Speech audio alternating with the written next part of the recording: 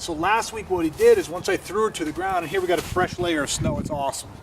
When I threw her down to the ground, when I landed on top of her, when I went to sit up, she knew that was the indicator that I was gonna punch, so she hugged up tight. Okay, that's good. Now, this week what happens, if someone threw you to the ground, a lot of times they get you down on the ground, and the second thing they do if they're not gonna punch is they're gonna look to choke. Now, I want you to watch this tip because it's gonna be partly the same thing. She's gonna do the same thing when she hooks my foot. Okay, but watch what happens different with her hands. Because I'm already upright and my hands are on her throat, she wouldn't be able to get up and access the hug to the body.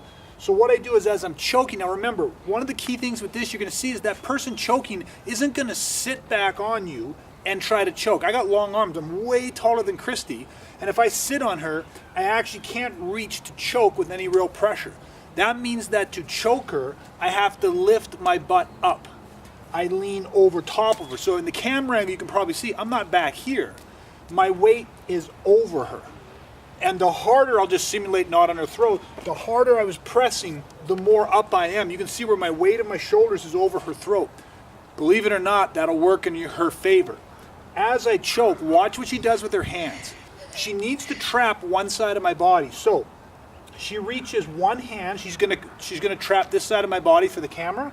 She reaches one hand, she can go over top or she can loop through, and she grabs tight on my hand and pulls tight to her body. Okay, holds that nice and tight. With her other hand on the same side, she traps my elbow. And when she traps the elbow, she's holding the elbow in tight to my body.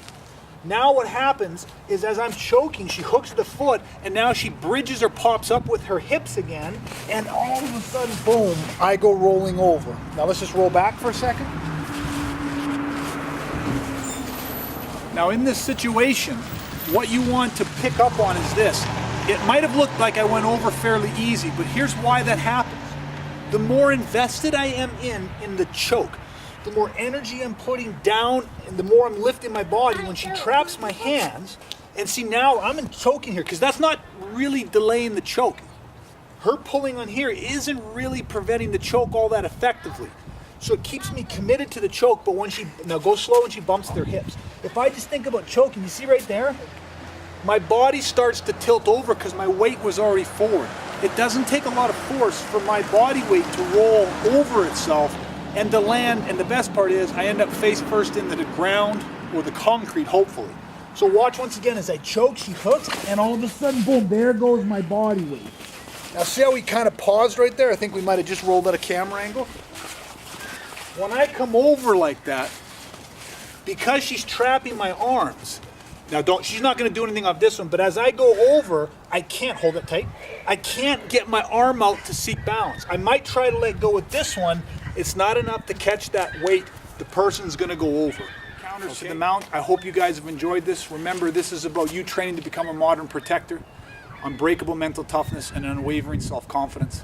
If there's anything that we could do to be of service, please talk to us today. And other than that, everybody, until next time, stay safe. Stay safe.